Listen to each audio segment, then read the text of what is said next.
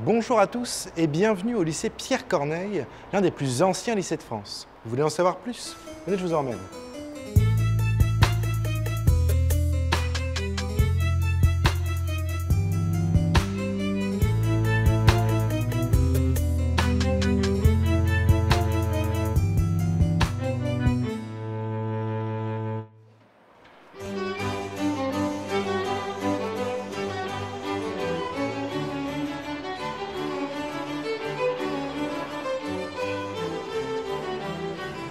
Nous sommes ici, devant le portail du lycée Pierre Corneille, un des derniers vestiges de l'époque jésuite. C'est par ce portail même que passait le jeune Pierre Corneille. Ce lycée a vu des choses passer devant ses pierres. D'une création jésuite à une occupation allemande, nous allons essayer de retracer son histoire.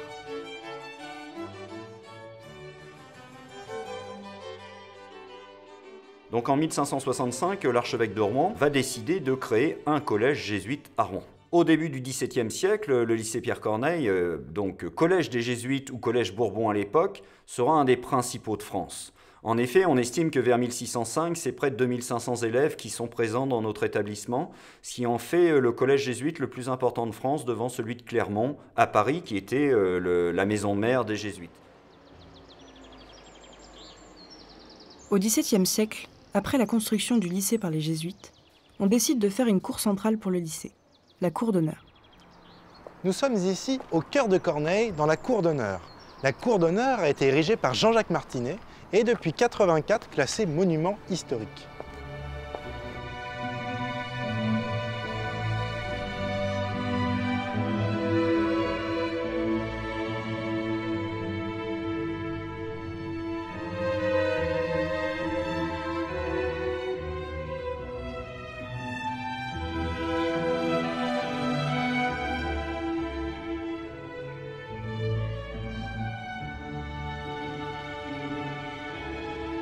Le portail principal de cette cour et la chapelle construite à côté du lycée sont les seuls vestiges qui nous restent de l'époque jésuite.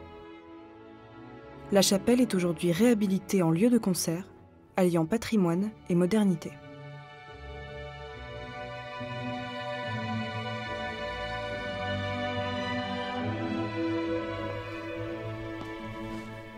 C'est vrai qu'elle est belle cette chapelle. Au XVIIIe siècle, la France considère que les jésuites prennent trop de pouvoir. On les chasse donc du pays. Le collège jésuite devient ensuite collège royal, puis national jusqu'à son nom actuel. Ah oui, j'oubliais. L'endroit où nous nous trouvons aujourd'hui était, il y a une époque, la cour des moyens, c'est-à-dire la cour des collégiens. Au lycée Pierre Corneille, on pouvait entrer à 7 ans et ressortir jusqu'à 21 ans. Peut-être que l'arbre en a été témoin, qui sait.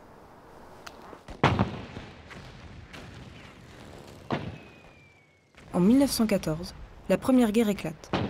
Le lycée va jouer un rôle important dans celle-ci et ne va pas être épargné.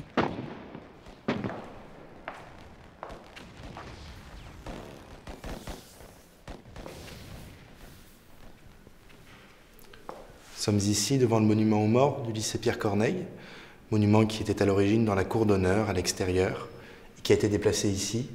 On voit bel et bien l'impact des deux guerres sur le lycée et les nombreux soldats tués au combat. Le lycée Corneille a aussi eu un rôle à jouer, évidemment, dans les deux guerres mondiales que la France a traversées. Beaucoup de ses élèves vont partir sur le front. Le lycée Corneille est un lycée d'élite et c'est beaucoup des lycéens du lycée Corneille qui vont être touchés. Le monument aux morts aujourd'hui de notre lycée prend en compte 277 noms. En réalité, les recherches récentes ont montré que 445 de nos lycéens sont morts pendant la Première Guerre mondiale.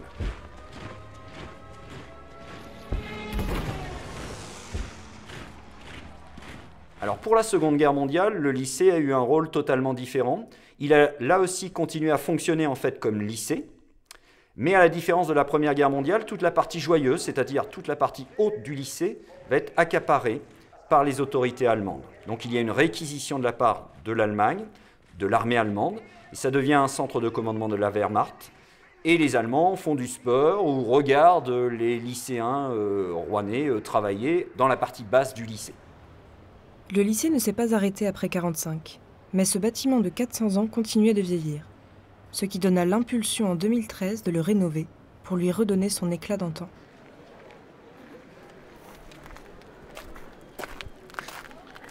Aujourd'hui, le lycée Pierre-Corneille est dans une nouvelle phase de restructuration.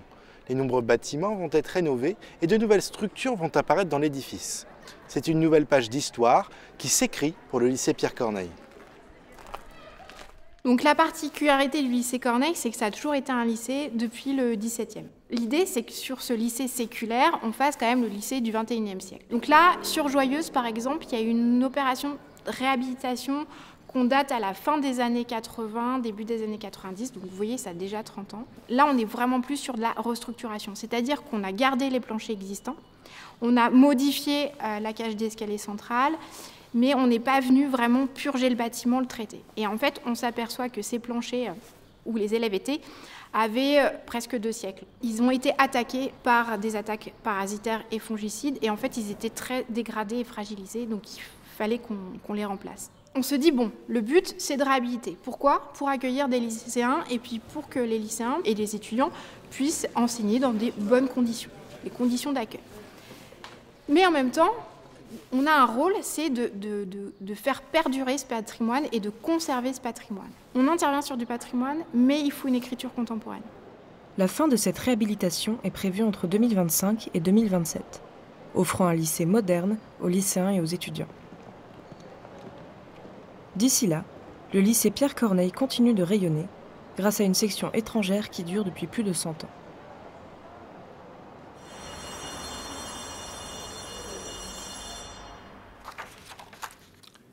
Nous sommes toujours au lycée Pierre-Corneille dans une classe tout à fait normale. Hilde, vi har snakket om dette med sperregrensen på Stortinget, men hva betyr, jeg skjønte ikke helt hva sperregrensen betyr for politiske partier. Er det avgjørende? Ou enfin presque. La section norvégienne du lycée Pierre-Corneille est l'une des plus vieilles sections étrangères de France. J'enseigne donc le norvégien à tous, et puis le français aussi au début. Et puis peut-être surtout d'être là pour les jeunes et les accompagner, bon, leur parler, d'être là. Puis, bon, je ne peux pas être la maman ou la famille ou leur famille, mais quand même leur donner un petit peu de cet aspect-là, quoi.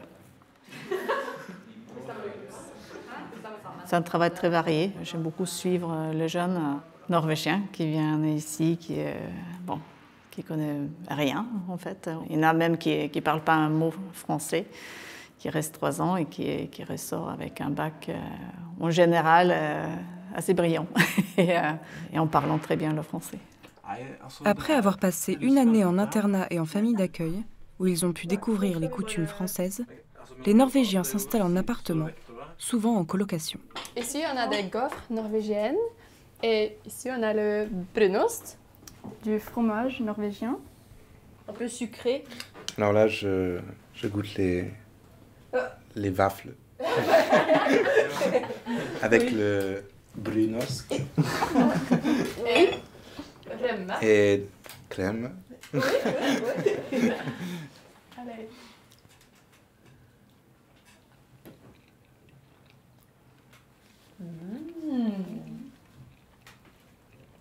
C'est bon.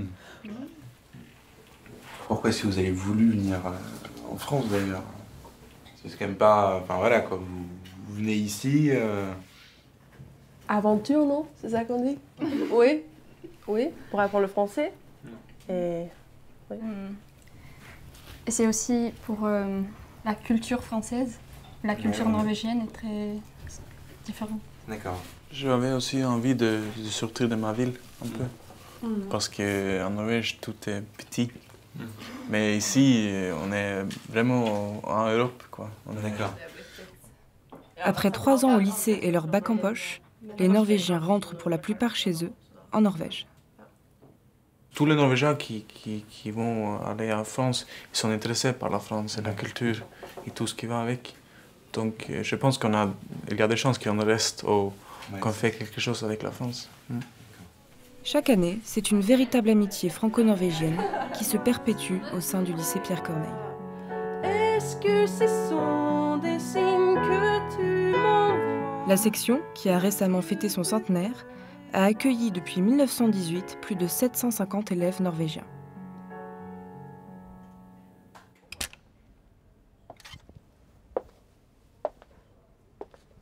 On aurait l'impression d'être dans un véritable studio son. Nous sommes bel et bien au lycée Pierre Corneille, dans l'Oracle, le local de l'option son du BTS audiovisuel.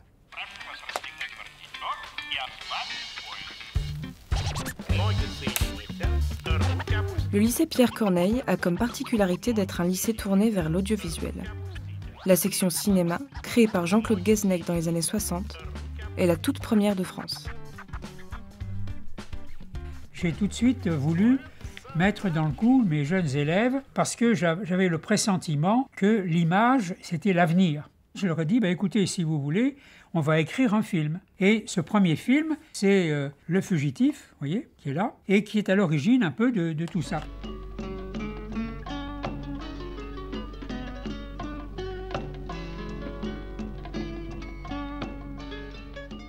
Alors ça a déclenché beaucoup de choses. Parce qu'après, ça s'est renouvelé tous les ans et on a posé tout de suite la question de l'intégration du cinéma dans l'enseignement. C'est là où Corneille a joué un rôle important aussi. C'est qu'on s'est dit avec le proviseur, on va créer un enseignement du cinéma. Avec l'accord de l'Institut national pédagogique, on a créé le groupe d'études filmiques qui était une classe avec, ils avaient 6 heures de cinéma par semaine. C'est vous dire que Corneille a joué un rôle très très important. Et puis après, naturellement, ça a suivi son cours. Cette volonté d'enseigner l'audiovisuel s'est poursuivie et a entraîné la création d'un BTS ouvert depuis 1993. J'enseigne la technique et mise en œuvre. Ça correspond à l'enseignement pratique des étudiants. Ils ont 10 à 11 heures de pratique par semaine. Donc ils vont tourner des reportages, des documentaires, des scènes de fiction, des courts-métrages. On apprend à faire du montage avec un logiciel de montage qui est Avid Media Composer. On apprend aussi à faire du motion design et du compositing, donc sur After Effects. Et à côté de ça, on a aussi pas mal de cours théoriques sur de l'analyse d'images et des cours théoriques sur l'utilisation des équipements et tout ça. On organise des tournages de A à Z, donc on le prépare. Puis on le suit tout le long, tout simplement, donc avec tous les contrats, par exemple les dossiers du personnel, tout ce qui est DPAE, AEM et plein d'autres documents, ainsi que des feuilles de service, par exemple, pour organiser les tournages et plein d'autres projets, quoi. En première année, on fait surtout des travaux pratiques de mise en place de plateaux radio.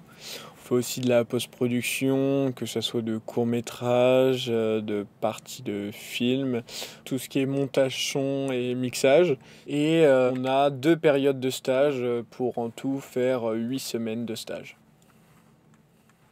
Ça tourne au son.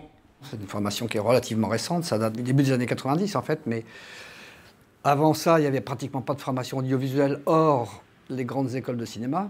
Donc c'est une réelle opportunité aujourd'hui pour des jeunes, pour se former rapidement, obtenir assez rapidement aussi un certain savoir-faire et pouvoir prétendre travailler dans le secteur audiovisuel.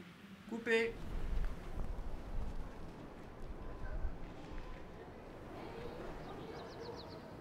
Ah, vous êtes déjà là. Bon, vous connaissez maintenant tout sur le lycée Pierre Corneille, autant d'histoires qui ont fait vibrer les pierres de ce lycée et qui continuent encore aujourd'hui de le faire vivre.